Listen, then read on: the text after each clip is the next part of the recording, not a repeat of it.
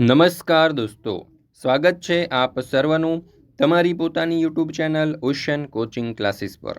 મિત્રો, આજે આપણે ધોરણ 7ની ગુજરાતી વિષયની સ્વ અધ્યયન પોથીનો જે ભાગ 7 છે તે ભાગ 7ની અંદર ગુજરાતી વિષયનો પાઠ નંબર 20 જાદુઈ થેલો નું સંપૂર્ણ સોલ્યુશન આપણે આ વિડીયોની અંદર જોવાના છીએ।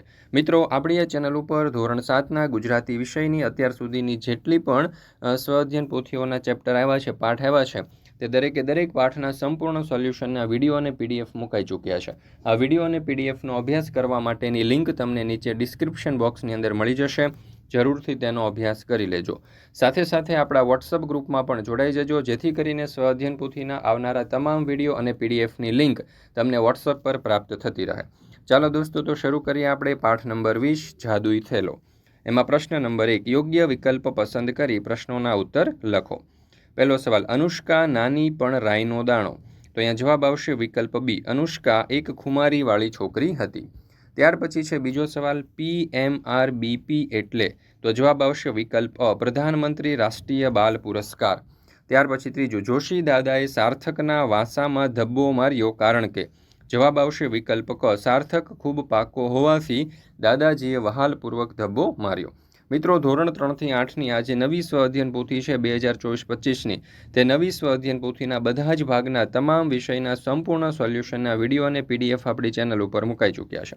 આ વિડીયો અને પીડીએફનો અભ્યાસ કરવા માટેની લિંક તમને નીચે ડિસ્ક્રિપ્શન બોક્સની અંદર મળી જશે। જરૂરથી તેનો અભ્યાસ કરી લેજો। સાથે સાથે આપણા વોટ્સઅપ ગ્રુપમાં પણ જોડાઈ જજો, જેથી કરીને આવનારા તમામ વિડીયો અને પીડીએફની લિંક તમને વોટ્સઅપ પર પ્રાપ્ત થતી રહે। ચાલો દોસ્તો, તો શરૂ કરીએ આપણે।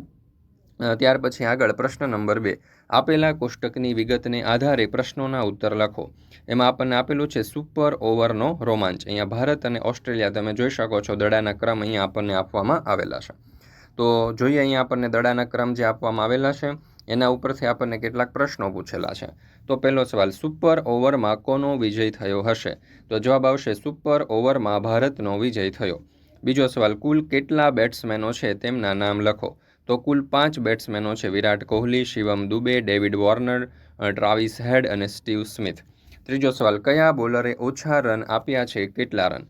તો જસપ્રીત બુમરાહ ઓછા 13 રન આપ્યા છે। સૌથી વધુ રન કોણે કર્યા અને કેટલા રન? તો સૌથી વધુ રન વિરાટ કોહલીએ કર્યા, તેણે 11 રન કર્યા છે।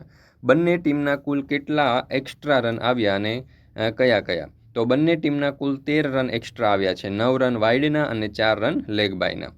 છઠ્ઠો સવાલ, કુલ કેટલા બેટ્સમેન આઉટ થયા, કેવી રીતે આઉટ થયા? તો 2 બેટ્સમેન આઉટ થયા, વિરાટ કોહલી રન આઉટ અને ડેવિડ વોર્નર કેચ આઉટ।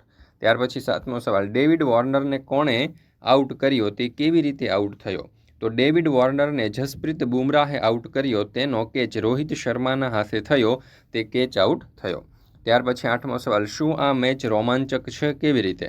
તો જવાબ આવશે હા, કારણ કે જો છેલ્લા બોલ ઉપર જીતવા માટે 6 રનની જરૂર હતી અને જો 6 રન લાગી જાય તો ઓસ્ટ્રેલિયા જીતી જાત।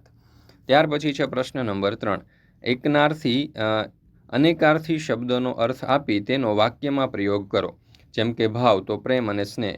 રશ્મિકાને બાળકો પર અતિશય ભાવ હોય છે, શાળાઓ શરૂ થતાં કાગળનો ભાવ ખૂબ જ વધી જાય। ચાલો, તો અહીંયા જો તમને શબ્દો આપેલા છે, વાક્ય પ્રયોગ આપણે બાજુમાં છે। ગુરુ એટલે અઠવાડિયાનો એક વાર, તો એનું વાક્ય આ પ્રમાણે બને, સતવીરસિંહ ગુરુવારે ગુરુદ્વારામાં ગુરુવાણી સાંભળવા જશે। ગુરુ એટલે શિક્ષક પણ થાય, તો એનું વાક્ય બનશે, રામના ગુરુનું નામ વિશ્વામિત્ર હતું। ગુરુ એક ગ્રહ પણ છે, તો એના ઉપરથી વાક્ય બને કે સૂર્યમંડળમાં સૌથી મોટો ગ્રહ ગુરુ છે। ગુરુ એટલે ભારે અથવા તો મોટું, તો એનો અર્થ એક પણ આ રીતે પણ વાક્ય બને કે ઉનાળામાં કચ્છનું તાપમાન ગુરુત્તમ હોય છે। ચાલો, ત્યાર પછી વાર, તો વાર એટલે કે અઠવાડિયાનો એક દિવસ, તો આ પ્રમાણે બને, રવિવાર એટલે મજાનો વાર છે। વાર એટલે પ્રમાણે પણ થાય, તો જો ધોરણ વાર રમત રમવા જવું। વાર એટલે ફેરો પણ થાય, એનું વાક્ય બનશે કે હું 5 વાર સફેદ રણમાં ફરવા ગયો છું।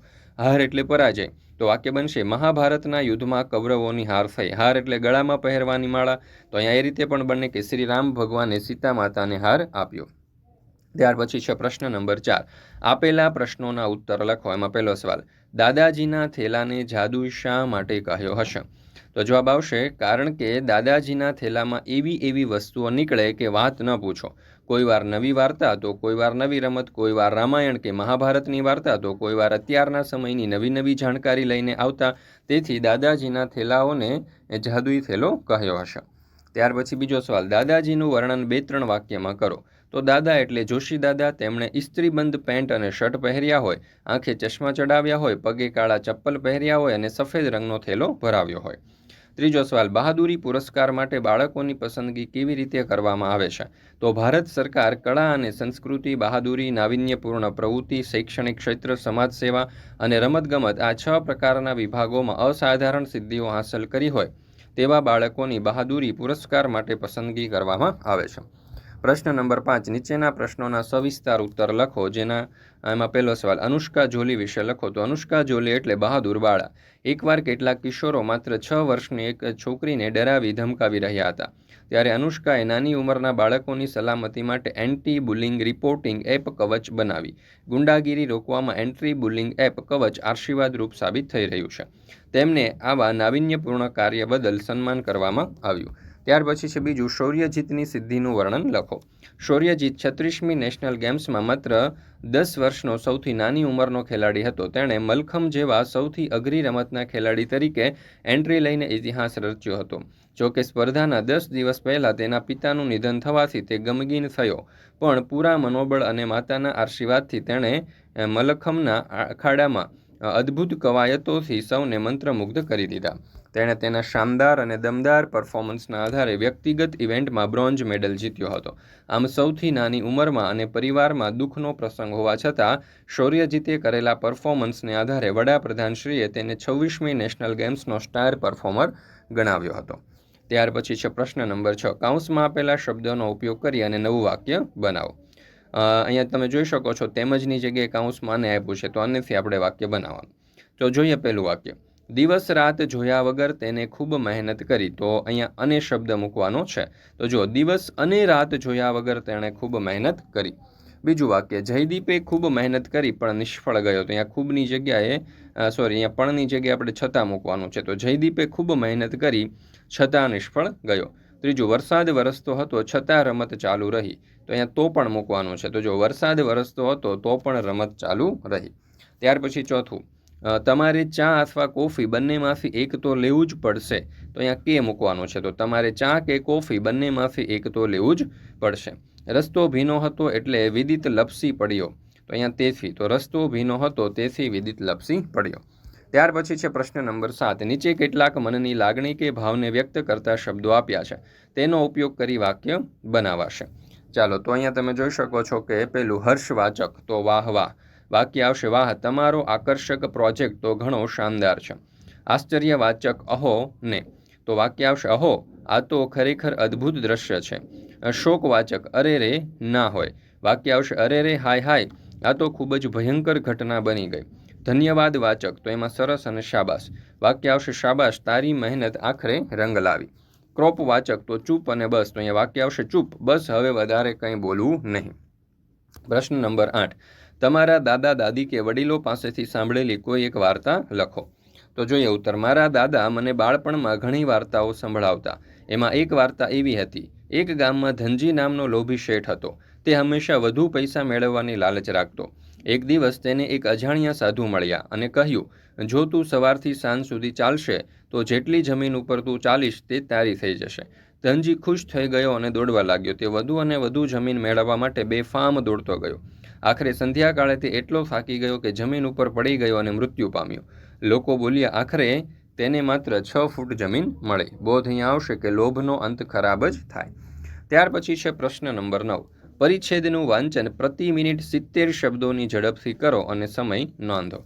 ચાલો, તો અહીંયા તમે જોઈ શકો છો કે આપણને એક પેરેગ્રાફ આપવામાં આવેલો છે. તમારે ધ્યાનપૂર્વક વાંચવાનો છે, બરાબર. જો વાંચેલા શબ્દો 50 અને સમય 1 મિનિટ. તો આ રીતે તમે આ જે પેરેગ્રાફ છે તે વાંચી અને તમારે જેટલો પણ સમય લાગે છે તે તમે લખી શકો છો અને કેટલા શબ્દો વાંચી શકો છો એ તમારે લખવાના છે. તો દોસ્તો, ફરી મળીશું આપણે ધોરણ 7ના ગુજરાતી વિષયની સ્વઅધ્યયન પોથીના એક નવા પાઠના સંપૂર્ણ સોલ્યુશન સાથે. મિત્રો, આ વિડીયો જો તમને પસંદ આવ્યો હોય તો લાઇક કરવાનું, તમારા મિત્રો સાથે શેર કરવાનું અને સરસ મજાની કોમેન્ટ આપવાનું ભૂલશો નહીં. સાથે સાથે આપણા વોટ્સઅપ ગ્રુપમાં પણ જોડાઈ જજો, જેથી કરીને સ્વઅધ્યયન પોથીના આવનારા તમામ વિડીયો અને પીડીએફની લિંક તમને વોટ્સઅપ પર પ્રાપ્ત થતી રહે. ચાલો દોસ્તો, તો ફરી મળીશું આપણે એક નવા વિડીયો સાથે.